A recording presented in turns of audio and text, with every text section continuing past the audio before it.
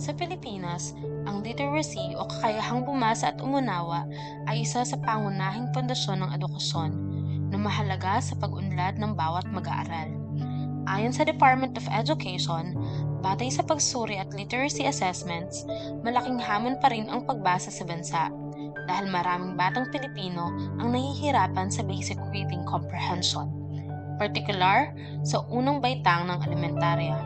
Inuulat ng Department of Education na malaking porsyento ng mga batang nasa mababang antas ay nakakaranas ng reading difficulties na nakakaapekto sa kanilang pagkatuto sa iba pang asignatura.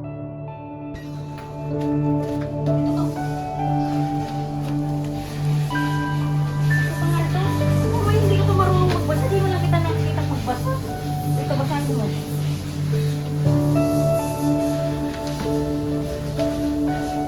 Ito, ano ba ito? Kaya mo yung gawain. Basahin mo. Lakasan mo naman yung ang busis mo. Napakahina. Pag nasa laro, ang lakas-lakas.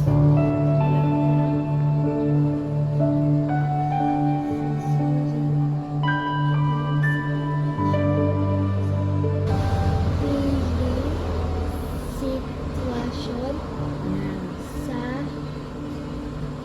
puting ang sumusunod na tanong upang Bilang tugon dito, inulunsad ng Department of Education ang programang Bawat Bata Makakabasa.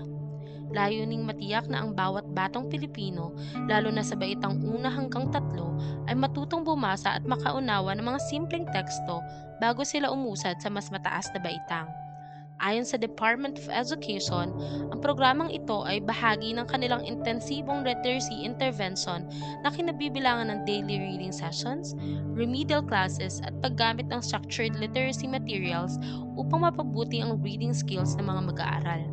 Mahalaga ang papel ng mga guro, magulang at komunidad sa tagumpay ng programang ito dahil ang literacy development ay hindi lamang nagaganap sa loob ng paaralan, kundi pati sa loob ng tahanan at kapaligiran. Sa ilang ulat ng Department of Education at Philippine Information Agency, ipinapakita na ang interbensyon sa literacy ay nagdudulot ng pagtaas ng bilang ng mga batang marunong bumasa sa ilang piling paaralan at rehiyon. Patunay na epektibo ang sistematikong pagtutulungan para sa edukasyon. Bawat bata makakabasa. Hindi lamang isang programa, kundi isang pambansang layunin na wakasan ang problema sa low literacy at bigyan ng bawat batang Pilipino ng pantay na oportunidad sa edukasyon. Sa pamamagitan nito, masisiguro ng mga bawat bata ang pagkakaroon ng matibay na pundasyon sa pagkatuto at sa mas malinaw na kinabukasan.